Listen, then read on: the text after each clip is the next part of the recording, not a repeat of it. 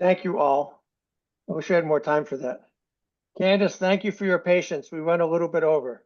Sure thing, no worries. Okay, and I'm gonna, once Nathan, Mateo, is Nathan in the waiting room? Nathan is, it says joining from the waiting room. Okay, great.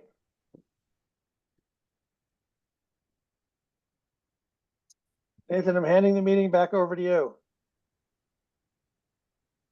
Thank you. Sorry for the delay. So the planning board is now back in open session.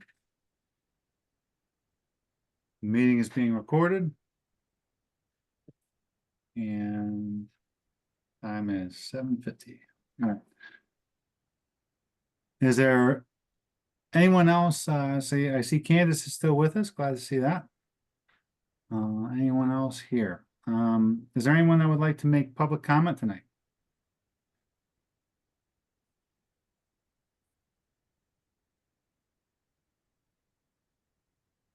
Hearing none. Is there anyone who is here to for landowner education and guidance?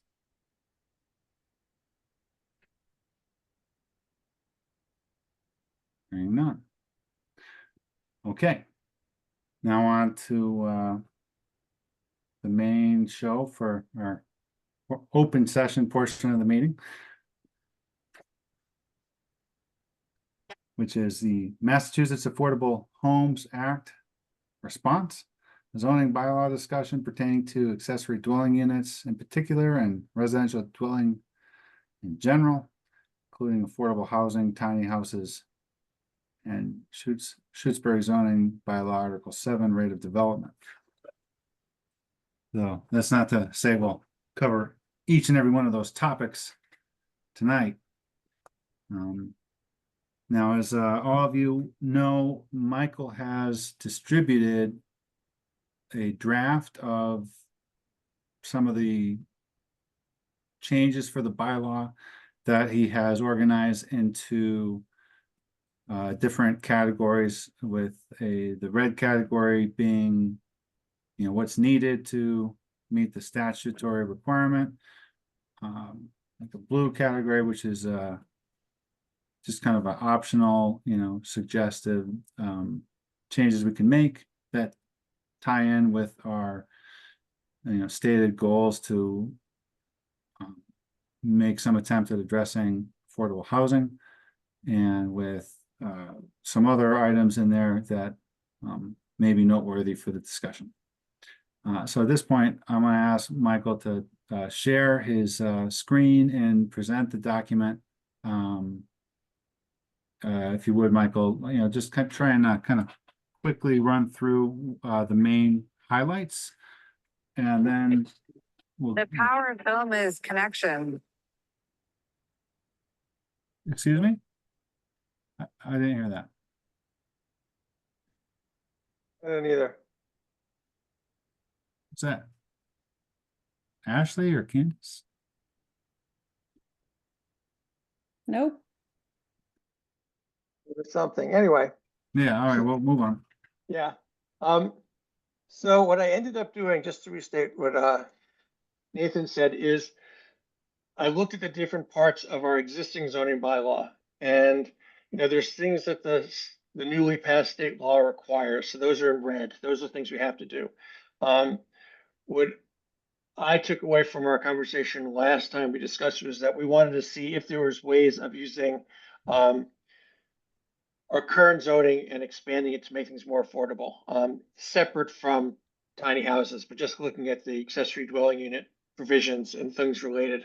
And then there was questions. So what I told Nathan and sort of thinking about this meeting was that we won't have time to go into the weeds necessarily, but I think we can either identify places that like we're all on board, we're all against, we want to explore more. And I think we got a few months to sort of like work this all out. But so you see the red, these are the things that we really have, the state says you have to do. So we, like other towns, had a requirement for owner occupancy for ADUs. So you can't do that anymore. in terms of requirements for parking, you can't have more than one parking space required. So that would, if you had more, which we did not, you would have to bring it down to one. And then there's a provision in there if you allow for more than one ADU that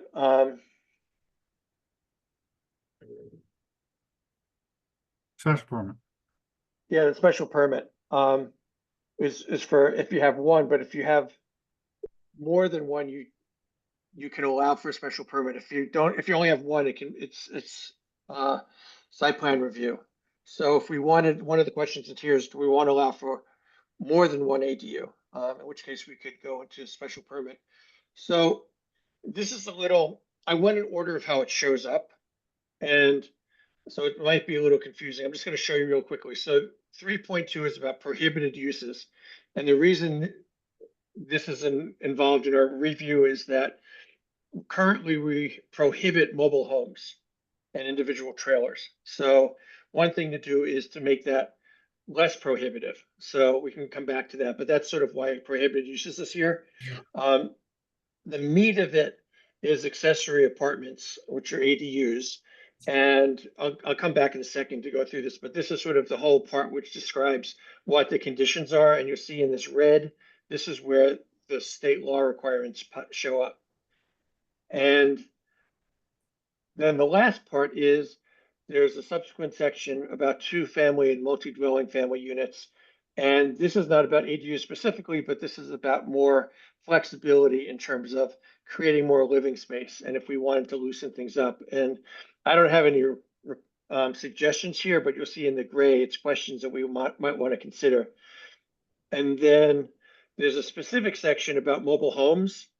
And if we were to loosen up mobile homes as ADU, we would want to look at this to basically say what situations of mobile homes are allowed. And then lastly, the definition section, this red is the official newly stated definition by the legislature.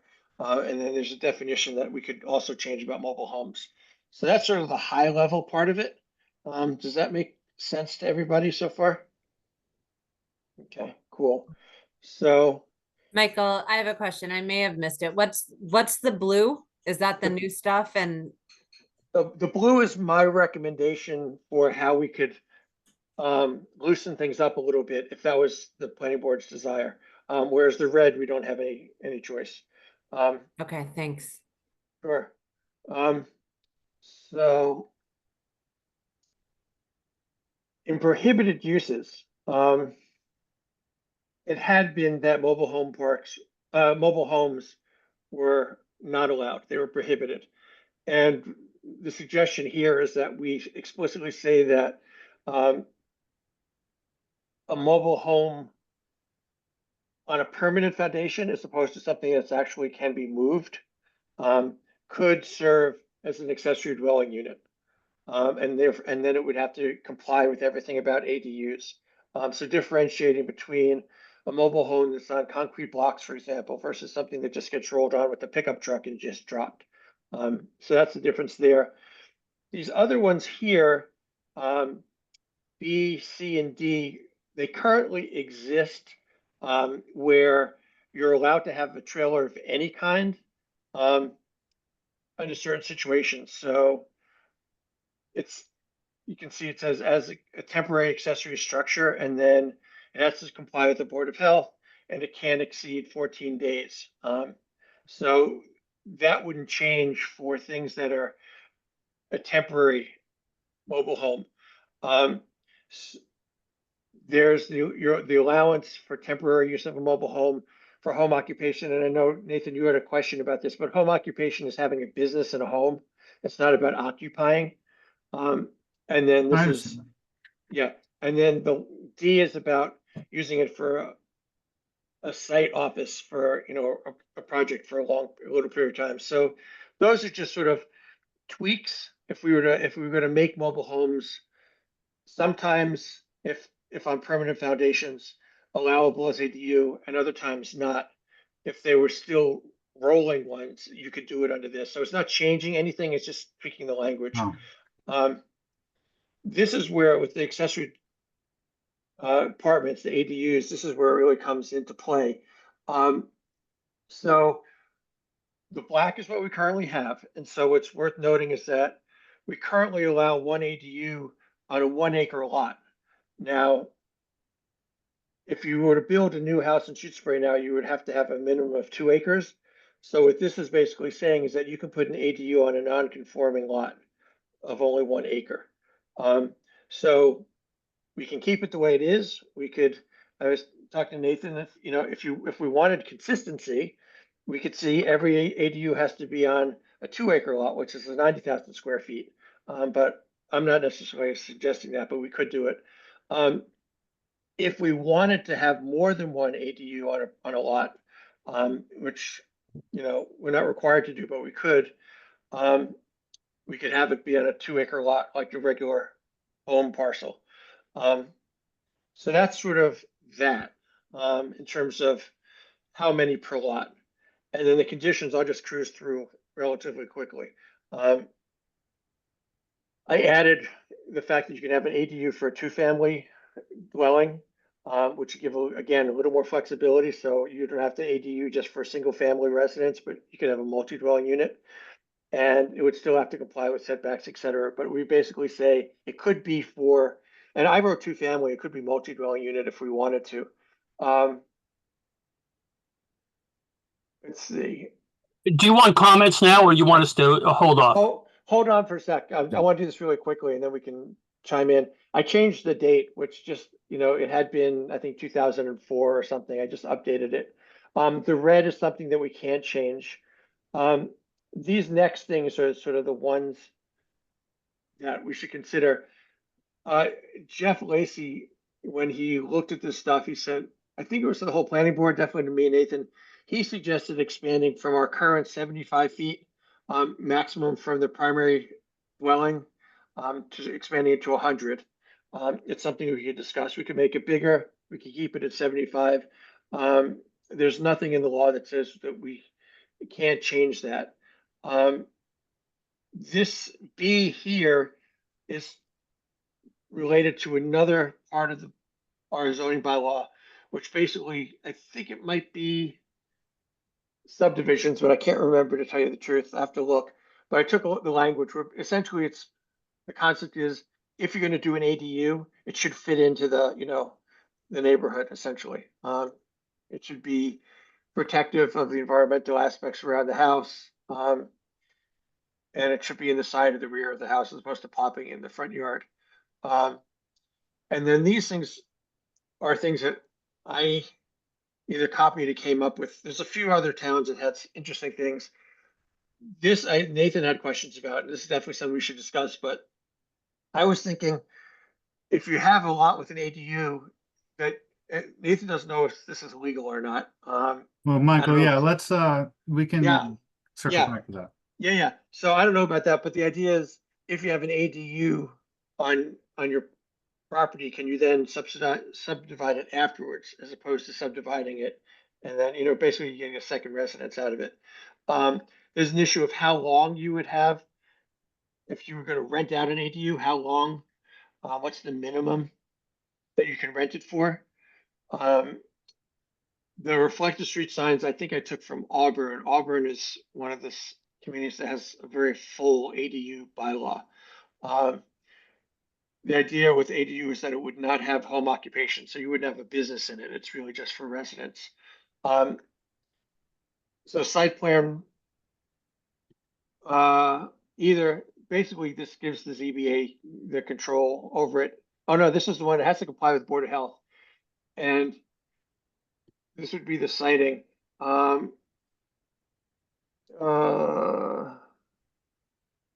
This one, site plan review, would go to.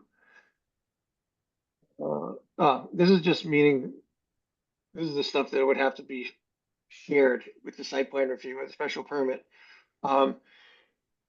The way this ties into number I is the building code. So a whole nother conversation is about if we want to have tiny houses. Tiny houses could be a subset of ADUs, and we could define tiny houses is something that have a certain characteristics to them, in which case they might be able to comply with the International Appendix Q. If not, an ADU basically has to just comply with the building code. And then here, this is just interesting for our expansive thinking. So this is in the multi-dwelling unit. We currently require that for two-family dwellings, that it has to be a primary residence for the owner. So they're only renting out one of them. We don't necessarily have to do this, but it's a highlight for subsequent conversation. And then last but not least, this specifically gets to mobile homes, that they have to be occupied as an accessory structure to a primary dwelling unit. That's on a foundation. It has to have water and septic. It has to meet the setbacks. And then that's that. So that's the whole kit and caboodle. So yeah, if people have comments or questions or whatever, and I think we're going to have multiple conversations about this. So Nathan, do you want to facilitate the stuff? Yes, thank you. I'm excited to have this conversation. Michael, thank you for putting this together. It's excellent work, very comprehensive, and you provide a lot of resources. And, just kind of, running through this a little bit with Michael before the meeting, we're going to have potentially through our meeting in March to kind of hammer out a lot of the details on this. And I think we should, take as much time as we can. And one of the things, I think we should consider doing is possibly having some like a pre-hearing or a forum. It's something I think we should consider.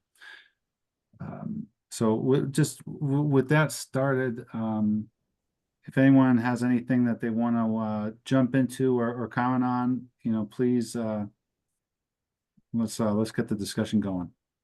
I sent these to actually already to you, Nathan and Michael, the requirement for 6 month minimal for the single units, but there's no mention of length individual units for a two-family. So I would have it consistently, if it's 6 months minimal rental for a one unit, then there should be 6 month minimal rental for a duplex. I'm just for a multifamily. I sent that email actually to you and Michael. You can reference it, but I would put them in both. Yeah. The thing is that if the second thing is that if you want to turn this on, if you want to make sure it's not an Airbnb, you might have. I'm not sure if I would want this or not, but if you don't want it to be an Airbnb, you might have some kind of filing system where people rent it, and then it's filed with the land court, or filed somewhere at the town of Shutesbury, so that the rental is going to be more than 6 months or not. Or you could just be independent, but I can imagine that people would use this as a source of income. And if our goal is to increase the permanent residence, make it affordable housing, then there must, I would suggest that there be some way to see how long the rental is. Those are my two suggestions. Thank you, Jeff. I guess before I go to Robert, I would just ask, Michael, I assume that you're more or less capturing comments as we go along. I guess, for the time being, let's keep them separate from your document to kind of, keep what you have as a baseline, and we'll have, people's, suggestions, concerns or whatnot as kind of items that we can, after everyone says their piece, we can kind of look at it and figure out how to tackle it. And I guess, Matteo, you're taking minutes, which is pretty straightforward, but I ask that you also do your best to try and note as we go the suggestions that members are making. So now I'm going to ask Robert, you would like to go? Yes, I gather that these changes that you are suggesting, Michael, and I really like many of them, are precipitated by the Massachusetts Affordable Home Act, and there's a mandate within that act to make such changes. Yeah, so the changes that are in red are the ones that are mandated. And then the ones in blue are this more the spirit of our prior conversation. And it seemed like what I took away from our last conversation, if we're going to open up this conversation and open up the zoning bylaws to tweak, we should tweak it and do a one-stop shop of like, if we want to make affordable housing more affordable in Shutesbury, this would be the time to do it. So the blue are just totally open for discussion. The red are not open for discussion because that's based on the legislature. And just noticing in the act that grants are available for application by towns to support moves in this direction. Might that be something that we would possibly consider? I don't know. That I hadn't thought about it in that regard. I mean, it would be interesting. The one thing I would say, and I actually, it's convenient that Mateo's here.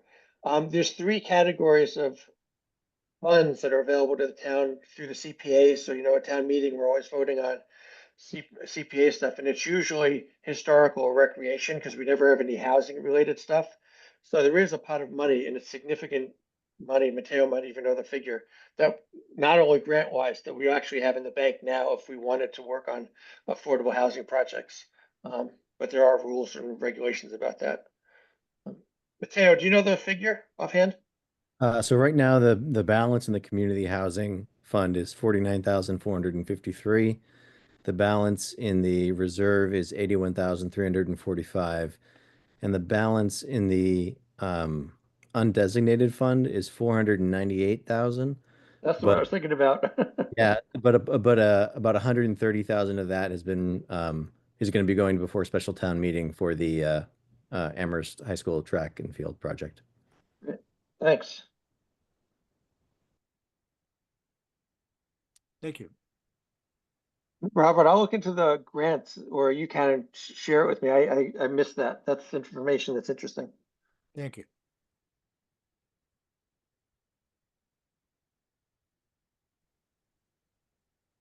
Jeff, do you have something else you would like to say? Jeff Weston? Or is your hand your hand is still up from before, I guess? It wasn't, but having these extra monies might make it possible to have a grant if someone is putting in a sewer system in an accessory dwelling unit or something like that. It might make it more affordable to apply to make these units more possible.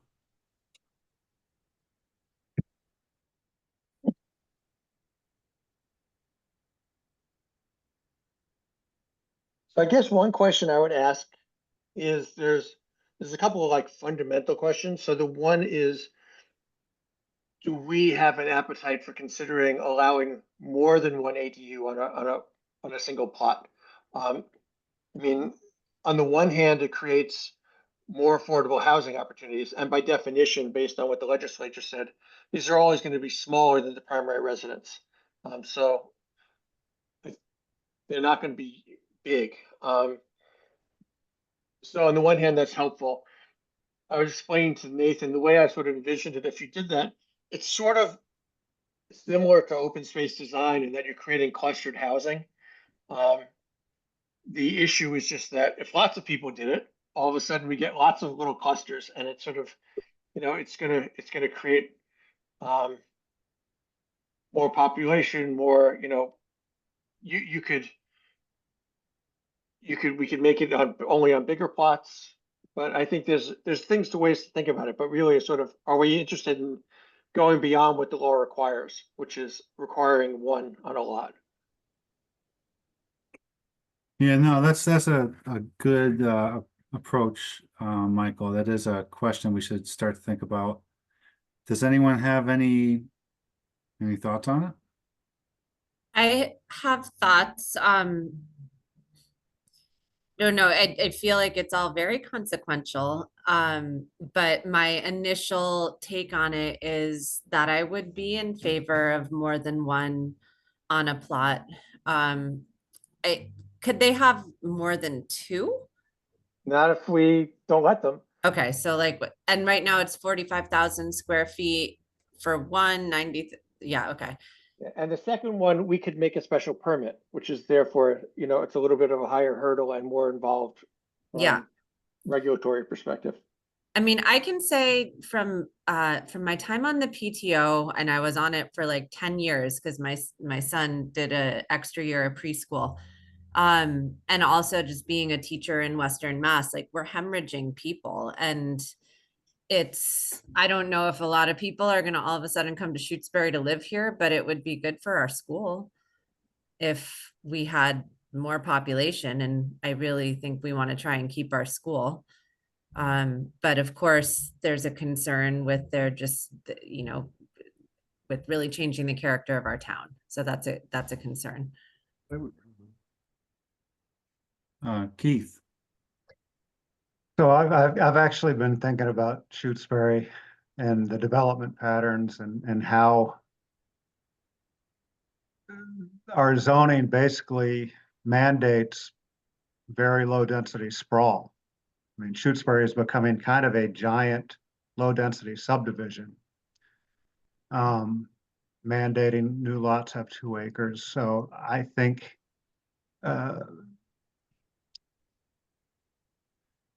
perhaps reducing the lot size for single family homes might be something to consider, or being more lenient with the ADUs. Assuming Board of Health and well water issues are not a problem. The other thing that I, driving around town, and I was thinking about this reading the tiny homes document. Part of what makes, to me, Shutesbury kind of cool is the diversity of housing in this town. We've got the cottages down by the lake, high density. We've got the older houses in the center of town. We've got contemporary homes. We've got traditional colonials, federals, salt box, serious community. So I get a little bit uncomfortable with the loose definition of rural character of the town. And then there's some brief comments about making sure the new dwellings fit with the character of the neighborhood. I'm like, well, geez, character of the neighborhood is pretty hard to pin down, because you can drive down any of these streets and find, quite the diversity of houses, some with quite a bit of character. So I'm happy that we're having that you brought this up, that maybe rethinking the density issue and having ADUs be a segue into reconsidering the development patterns, which I suspect were in response to the rapid growth of the 70s and 80s. I think UMass expanded or something, and the town did see a bunch of development back then. And as best I can tell, it's kind of tapered off, and we don't have a whole lot of growth pressure in Shutesbury. I don't know how many building permits get issued every year, but I don't think it's very many. So that's it. Can I just jump in with 2 things? I just I want to thank Oh, both. Steve, I saw Steve, sorry. Well, no, I want to thank both Ashley and Steve, Keith, for those comments. Thank you both. And yes, Steve, why don't you go ahead, and then Michael, hold that thought. Yes. I just want to clarify one thing. When we went and redid our zoning bylaws back in 2008, it was to create a much more flexible approach to growth and development. We used to have, Keith, 250 frontage was the only thing you could do on along the road. We now have 4 zones. We now have open space design. We have flexible frontage design if you have enough property. So I think there's a lot of other options, and I don't really think we are not no longer zoned for low density necessarily. In the forest district, yes, but in the other 3 districts, not necessarily. So it's just a clarification. I'm not coming down one way or the other on the affordable housing thing, because I feel like I need to think about that more if we want to go beyond the one that would be allowed. The 2 things I was going to add, just I think in terms of the character of the neighborhood comment. I mean, I think just from looking at other towns, I think that's sort of like a standard insertion. But in my mind, I can imagine an ADU that's like cool and modern and efficient and stuff and is different from the primary dwelling. So, I mean, personally, I think there's a way of getting at that. It it shouldn't be horrendous. Like it shouldn't just tick everybody off because they just pop something in. But different isn't necessarily bad, you know. Like, and whose determination of horrendous is, I guess, what it's subjective. Um, but I think like for me personally, I think we should play with the wording that feels inviting and flexible. Um, the other thing I'll just mention, it gets to sort of what you're talking about, the rate of growth there, and Deacon and Steve would know this better, but Article 7, when I started looking at it, I know that there was a period where we had uh, a limited, it wasn't a moratorium, but it was a limited moratorium on development. And so when I looked at that, it looks like the entire article can be stricken because it only references a certain period of time. And so, you know, it's because I'm the culprit and I keep adding things to the zoning board, to the zoning bylaws, I wanted to offer up that we could actually take out a whole article and free up a little space, so to speak. So something to think about. That is something to think about. I agree with that, Michael. We had to go through hell to get that permitted by the AG anyway, even when we had a good case. Yeah, it's kind of known that is that is dead code is Dead letter. yeah, it's dead letter, right? Yeah. So thank you. Robert. Do you have your hand up, Robert?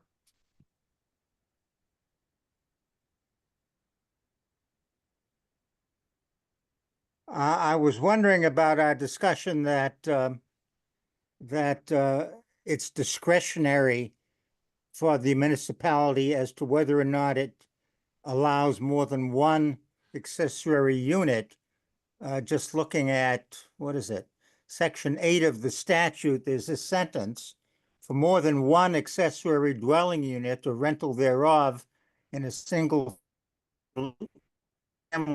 residential zoning district, there shall be a special permit for the use of land or structures for an accessory dwelling unit. Seems like it's making mandatory that the town have such a provision. I don't think it's requiring more than one. I think what it's saying is that if you have more than one, it's a special permit as opposed to a site plan review or by right. But isn't it saying that we have to have a provision allowing for a special permitting process for an additional unit? If we wanted one. So it's not saying a town has to allow more than one. Uh-huh. That's how I read it. Yeah. I haven't seen anything that says you have to have more than one, because that's sort of the revolutionary part for the state, that every town has to allow one. Oh, I thought that is what that sentence said. Okay. I think that's something we have to look at. I'm trying to.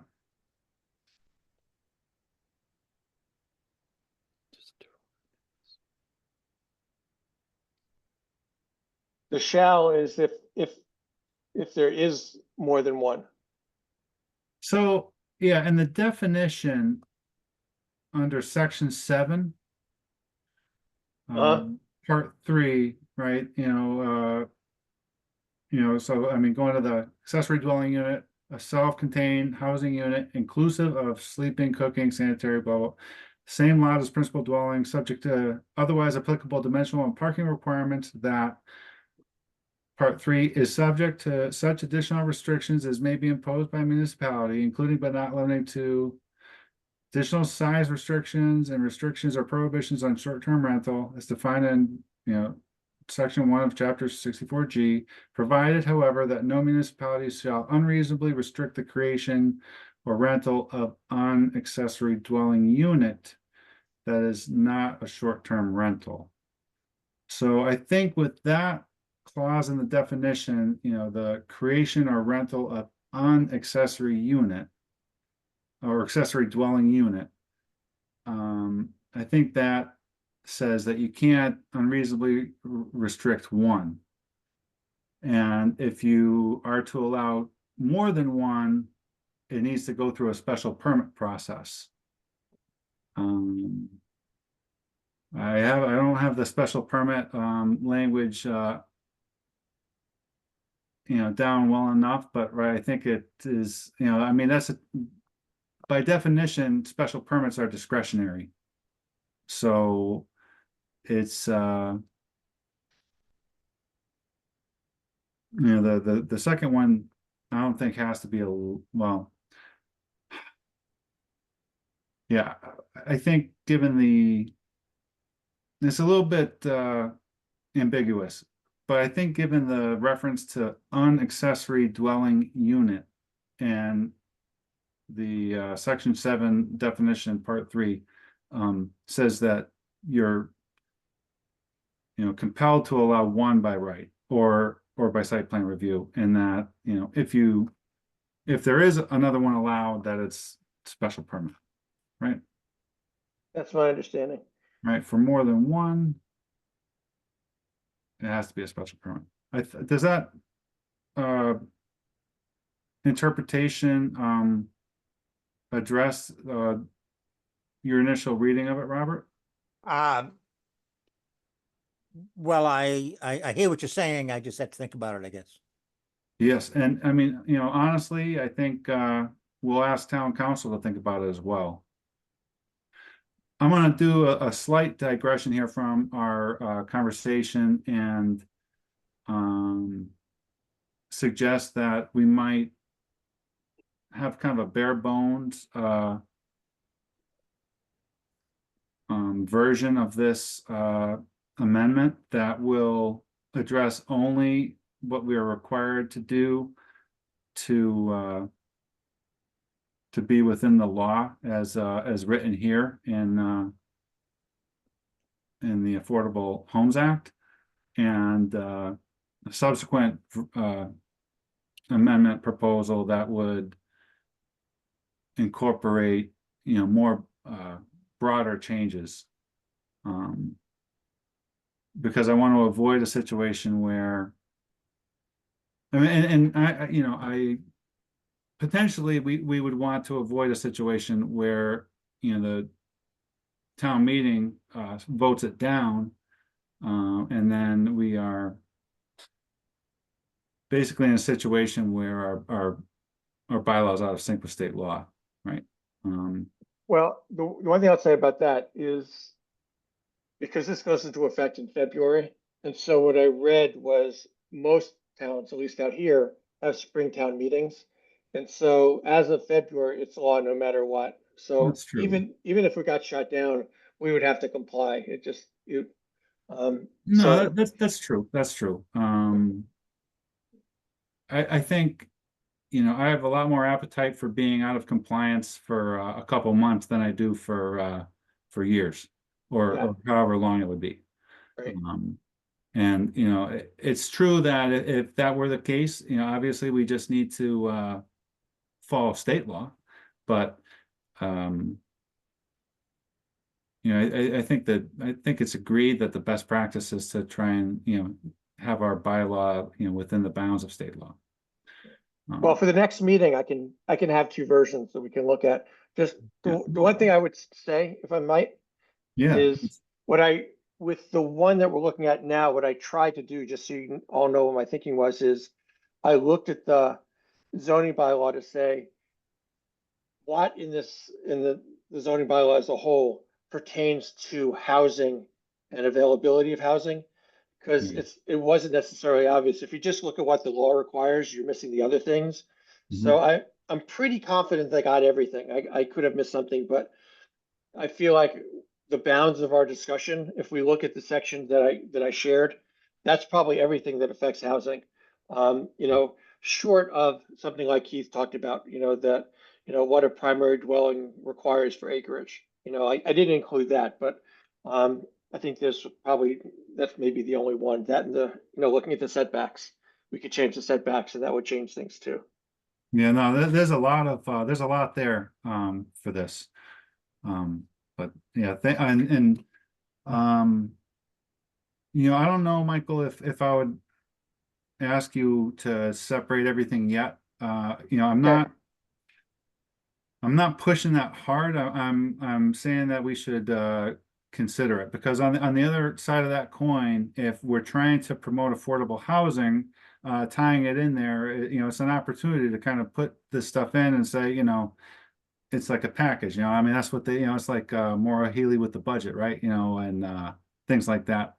That's for us to consider, and that's something we can hopefully receive feedback in the public hearing on, and act accordingly, right? But it's something I think we should just consider for now. Deacon. I just wanted to say that when we did the new zoning in '08, we would have meetings devoted entirely to a topic like this. I Right. mean, this is really complex with lots of unintended consequences, and I would suggest devoting an entire meeting to it. Well, I intend to have it on the agenda. No, but I mean for like a couple of hours, and preferably in person. Yeah, well, we can, that's a good suggestion, Deacon. I think we can get together in town hall, and yeah, I mean, maybe we should try and schedule an off schedule Yeah, an- that's where I'm going. Yeah. yeah, an off schedule meeting, go to town hall and hang out for a little bit, hammer some things out, right? This is complicated.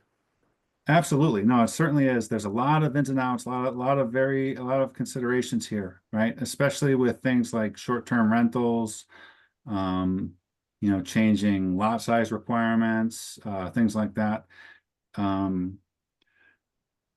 So we're still kind of on that high level question of allowing more than one. I'm gonna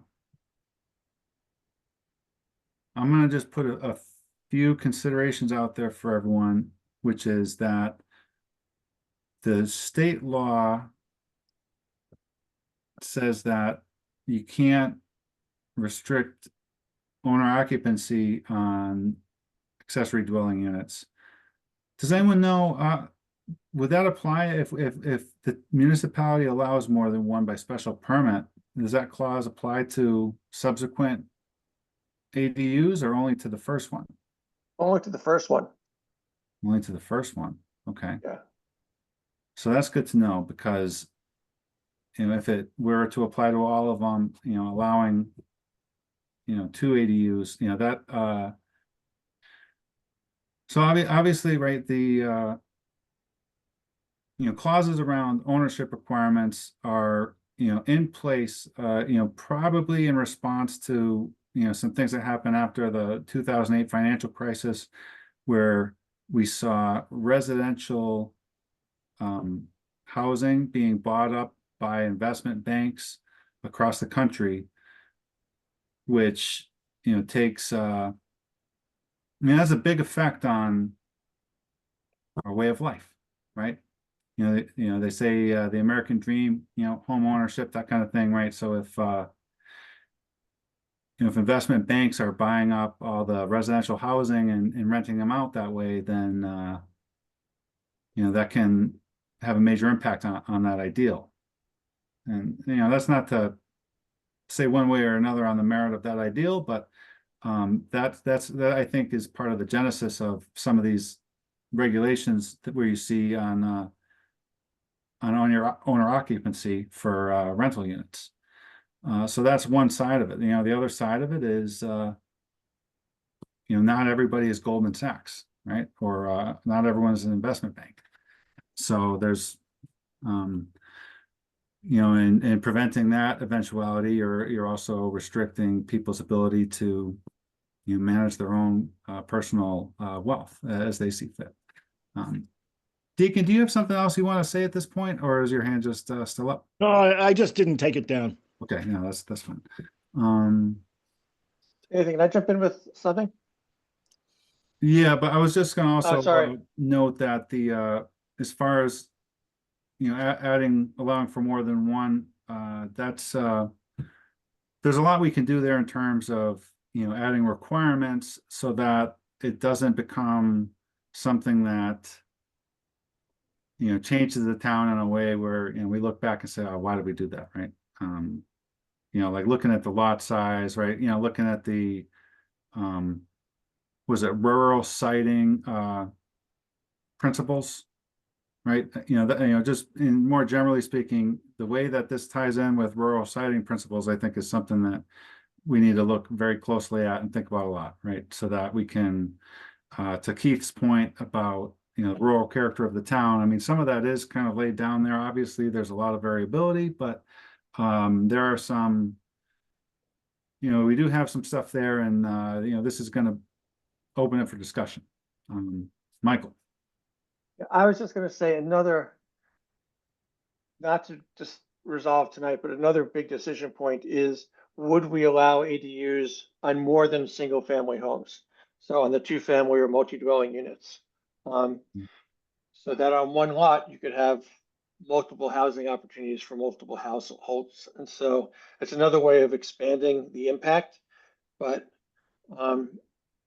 whether or not a 2-family or a multi-family house has the owner requirement, which it currently does, if we took that away, it could be multiple houses that are getting rented, or currently it could be the owner in one, a rental in the 2-family dwelling, and an ADU or 2 ADUs. So there's considerable growth opportunity there if we wanted to do it.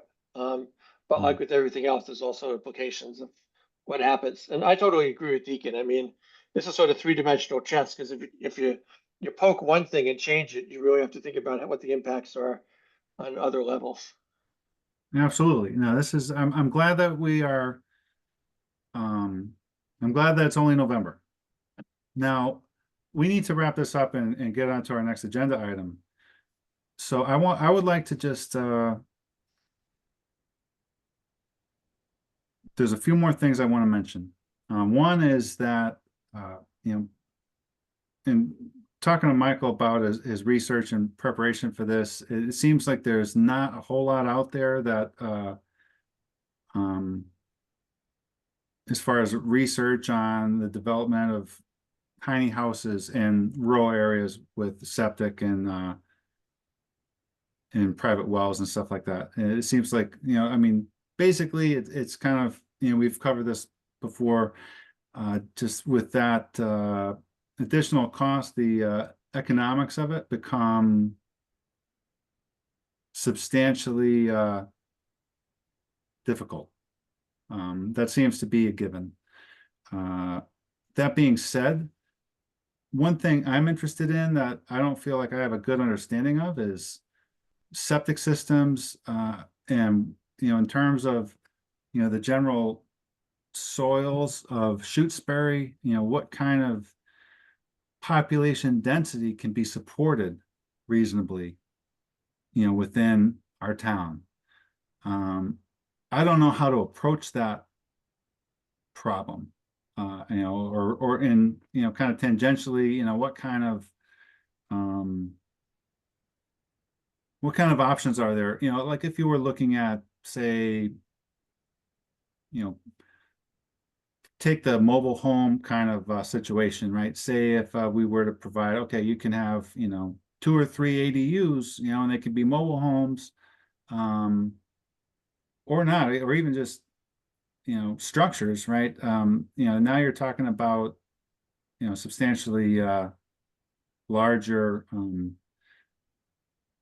number of bedrooms on a lot, potentially in a smaller area, potentially on a 2-acre lot. So you're not talking about being spread out over a 10-acre lot or something like that. What kind of, if you have, say you have this, 2, 3, 4 of these lots in a row that get into that, is that, what kind of load is that putting on, the aquifer or the soil in terms of those kind of septic systems, right? So I mean, this is like very technical civil engineering stuff, but I think it's something that we need to at least scratch the surface on a little bit before we finalize some of these decisions. And I don't know if,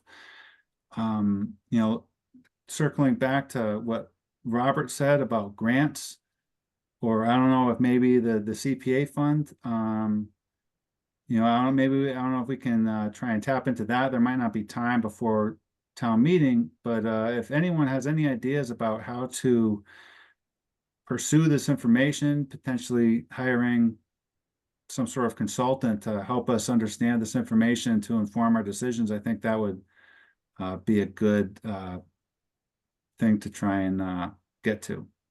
So, you know, we're not going to talk about it more now, but I put it out there. Please reach out to me if you have anything, and we'll see what we can do on that. Does anyone else have anything that we want to do before we wrap this up and move on to the next topic? You know, Michael in particular.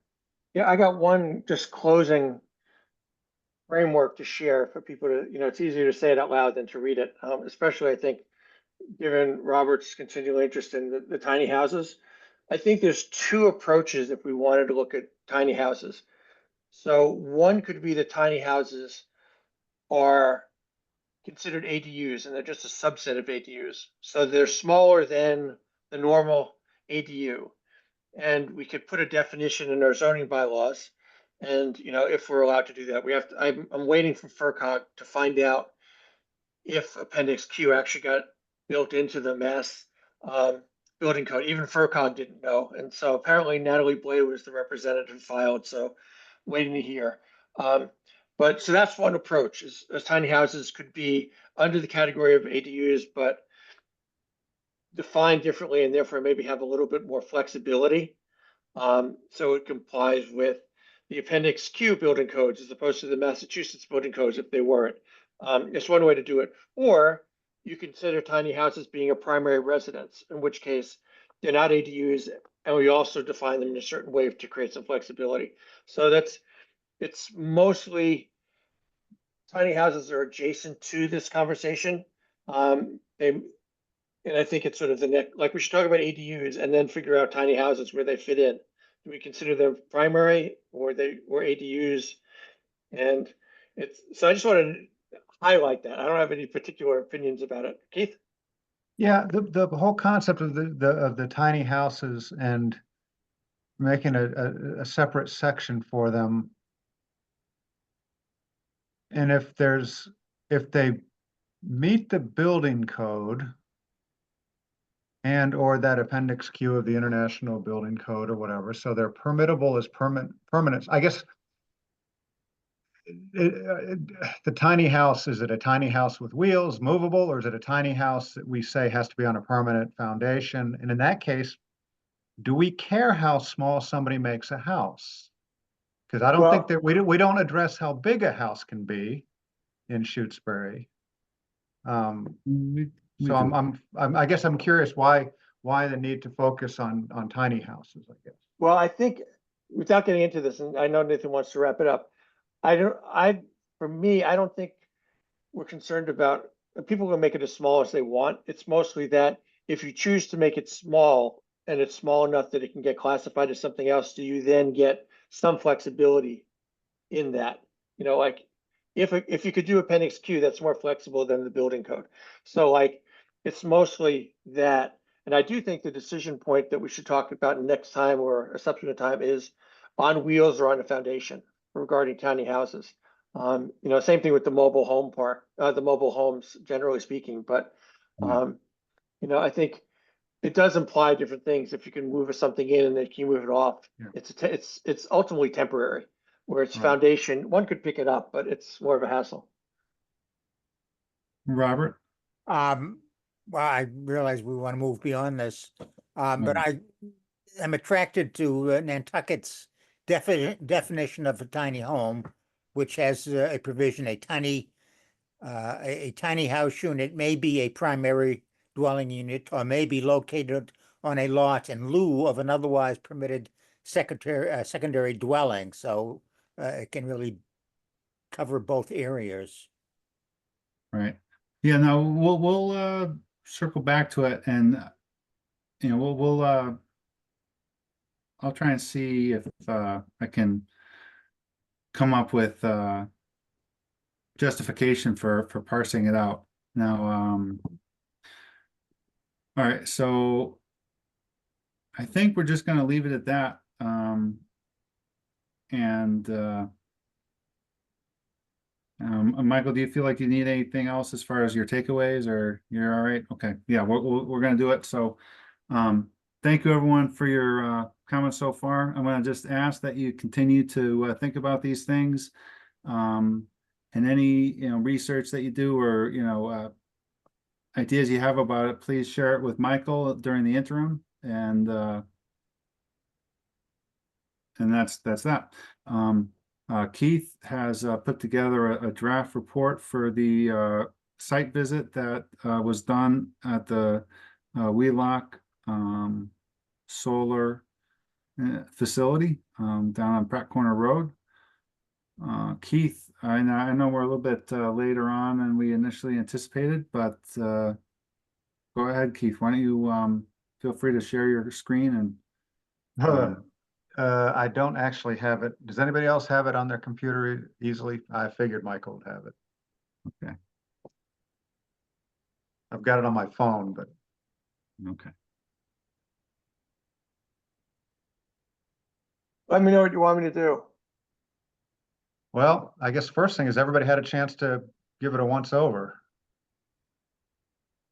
And I caught one typo. Michael caught a typo, and then a recommendation for adding some language, concluding language to the end. Other than that, it's pretty straightforward. I tried to be objective. I didn't take copious notes while we were out there. I did it when I got back home after the visit, and just wrote down some notes real quick. And then I got comments from Jeff and comments from Tom, and I incorporated those in there. So other than that, it's as I recall what we saw, and what stood out to me. Keith, you want me to share my recommendation?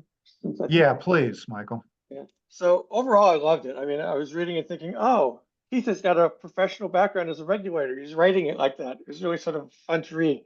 What I realized after the fact was what would be helpful is having a statement of to-dos that were agreed upon either by us or by the developer. So for example, the one thing that was particular is, there was a conversation between Jeff and Joel about the brush being near the battery pads.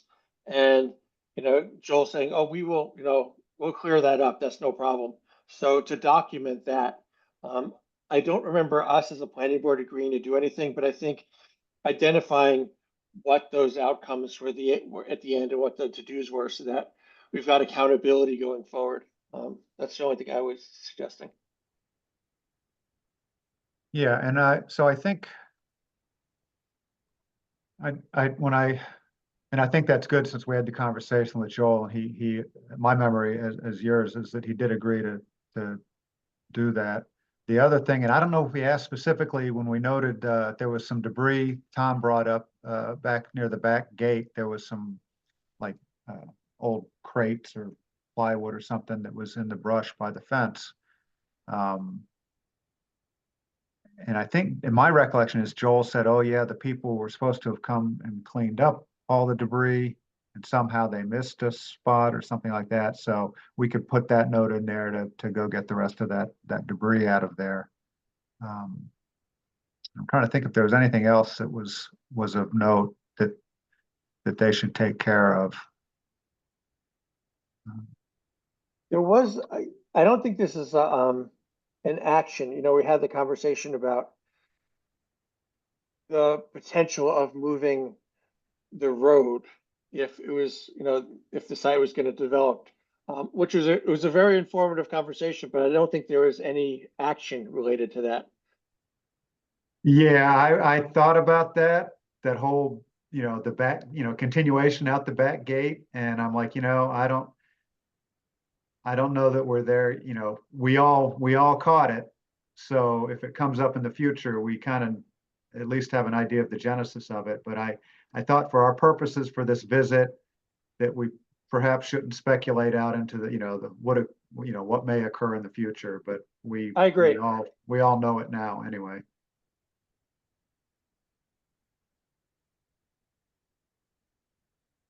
And so that's it. I can, Yeah, can I make a comment? I'm not sure if we're done with comments. no, go ahead, Jeff. Great. So first, Keith, fantastic job. Thank you for putting in so much energy and effort into doing this. The different regulations I've seen are, a 10-foot difference, a 10-foot clearance between the lithium-ion batteries and surrounding possible combustion. But I don't think there's any reason why we can't suggest or request a little bit more than that. The possible dangers of you having a lithium fire and then spreading, and we have a volunteer fire department, and 92% of our forests are, of our land is forested. I mean, we could request 20 feet of non-combustible around the lithium ion or to the fence. We could request that, or we could request at least 15. I don't think just intuitively that 10 feet isn't overly safe of non-flammable material between the lithium ion batteries and combustible materials. So I'd like to put that in as a request. Ideally 20 feet or to the fence, and see what they say about that. It's just a question of coming in and cutting down some of the brush or putting a dump load of stones in between the lithium ion batteries and possible combustion. There is, I can't remember, I think it's in area 6 where there's a whole cluster of trees right next to it. And this is in my judgment, a minimal cost to prevent a catastrophic fire. Can I jump in? I think for a process suggestion, I don't disagree with you, Jeff. I think that we should separate out the report from the request. So it seems like with the report, we're documenting what we saw. And I think what we could probably, ask Keith to do is to say, add a sentence that says the planning board will, review the findings and come up with a request to the developer or the operator. So it's documented that one, we saw what we saw and we had a conversation as we did. And we could sort of have the report being reporting on what happened, but setting the stage for then a subsequent conversation, maybe at the next meeting, to say, based on this report, what does the planning board recommend or request? So they're separate, because I think the way I took away Keith's effort was we're trying to be objective about what we saw and what occurred, which is different from a recommendation of action unless we mutually agree to it on site. So that's just, I would love to have that conversation to say, okay, we saw that the brush is really close to the batteries. What do we want to do about it? What do we want to ask them for? But that's just my 2 cents. I don't know if that makes sense to other people. That makes perfect sense to me, to keep them separate, but I'd like to have a future discussion about what we would request to have happen. So here, I get where you're coming from, Jeff, and my thinking was, as I was writing this, I don't know what authority we have as a planning board. I was going, we were there to visit to see that they were complying with our special permits that we issued. So I was looking specifically at that, and I don't know that other than the special permit mentions, the electrical code, the fire code related to electrical equipment.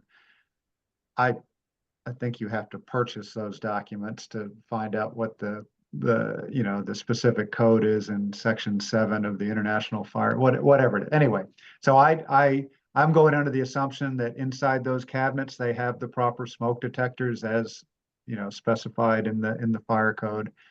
The assumption that they're, again, since Joel jumped immediately to say, yeah, we'll clear the vegetation around those battery pads, I think that's an easy one that, he seemed to agree to, but I didn't want to get too far down asking for things or that we weren't part of the conditions of the special permits. It seems like And I think we also, again, want to be careful because as I looked at this site, especially the vegetation growing up under the panels, and from a fire perspective, I'm a little bit less concerned about those lithium ion batteries than I am all those cables running up under those panels where there's brush blowing up against them. There's a lot of stuff that I saw that I'm like, geez, I would clear vegetation from all around every junction box and every other thing there, but I don't know that we can demand that or request it. And then, you know, for ultimate fire protection, they would gravel the whole 32 acres and say, there you go, you've got fire protection because we've removed all the vegetation. So I think there's a, in my mind, a kind of a trade-off between having the site regrown and then having ultimate fire protection, I guess, for any eventuality.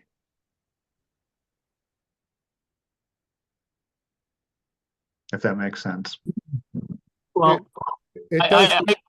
I agree with keeping them separate, and maybe then, Nathan, we could have a separate discussion in terms of the things that we would recommend. It seems like they are amenable to doing certain things like fixing the road when we asked them to, and they didn't necessarily have to fix it as well as they did. Just interest to cooperate with the planning board of Shutesbury and prevent a possible devastating fire. So I think the requests are not overly expensive; they're reasonable, and we could request it and then see what happens. Yeah, I agree. I think we can request it. There's no downside to requesting it. They may not, if they feel like we're requesting something that's unreasonable, that we didn't set as a condition, as Keith was referring to before, we may not have a leg to stand on, but we can certainly request under the, umbrella of being a good neighbor, a good corporate neighbor. We certainly can ask. Mhm. We just may not be able to require, that's all. Yeah. Yeah, I'm good with that. Agreed. So maybe we could have that, Nathan, we can have that discussion down the road in terms of first submitting the report that Keith beautifully wrote to the next session to talk about different possible requests.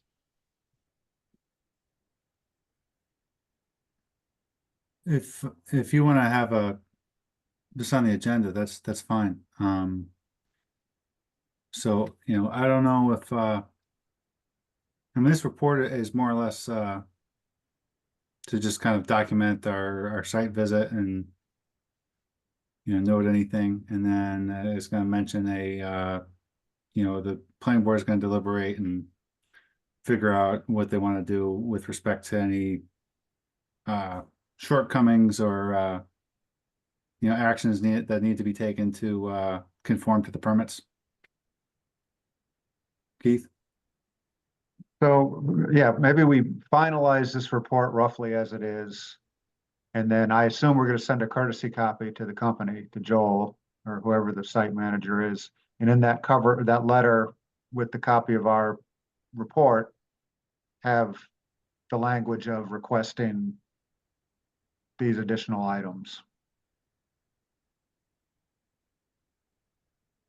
Do you want to send the report first, or do you want to wait for the request as part of the report?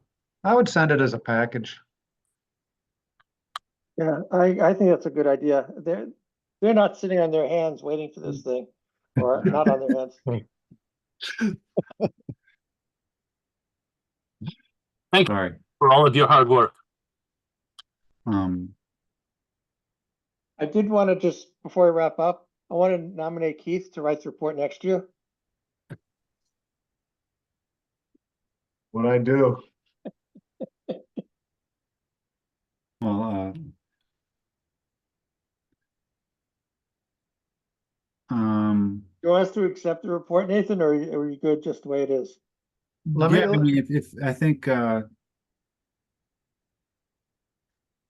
I correct the typos and then send it out for I mean, final? yeah, if someone everybody's wants good. s- So does someone want to make a motion on this? Yeah, I can make a motion, Keith. It's normal. You can just fix the typos after, but I would, Okay. what's the name of this thing? Yeah, so yeah, at this point, it seems like, there's not any Yeah. substantive changes. You're talking about typos or whatever, so you can move something like, I'll do it.